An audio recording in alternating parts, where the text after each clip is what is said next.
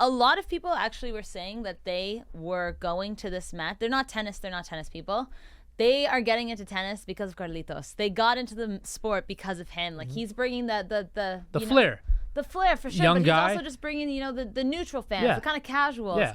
And I went to the press conference after, and oh my God, is this guy such a humble guy too. 20 years old, 2 slams in the pocket. And someone was asking him, how has winning Wimbledon, affected you since? And he goes, I know I'm coming into this off the Wimbledon champion. I'm number 1 in the world, but I don't care. That doesn't affect me. I still want to win this. Like, that's my focus. I'm not going to let that change me. You think 20 years old, a couple million in the bank. You got a couple just won slams. Wimbledon.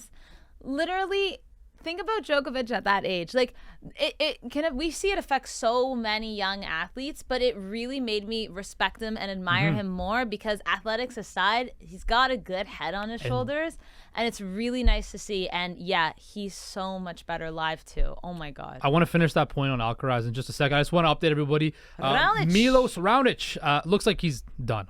Yeah. He lost the first set 6-3 to Mackenzie McDonald of the States. He's now down 4-2 in the second set. So a nice run for Milos, but looks like it's going to be over. But going back to Alcaraz, a guy that won, it's the bigger story. He's the bigger name. Let's be face it. Great story for Milos, but we're not going to stay too much on that.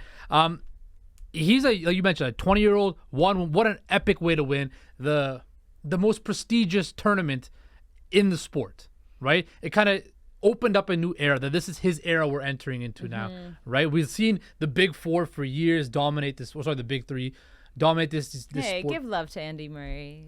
Nah, you can't really give love to Andy Murray because it was Federer, Nadal, Djokovic, right? Whatever order you want to place them in on their greatness, however you want to do that, you do that.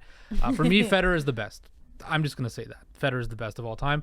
I think it's now a new era for him. And like you mentioned, it's so important for young athletes, especially in this day and age where social media and so rampant. Everybody wants a piece of you. This endorsement, this, that, and the other, to be grounded. And he seems like such a grounded individual, which is going to set him up for success for decades. Because we know in tennis, you can play for a very long time. He's 20, so we'd say at least 15 years. At least. He's got 2 at peak slams performance. already. Yeah, peak. Yeah.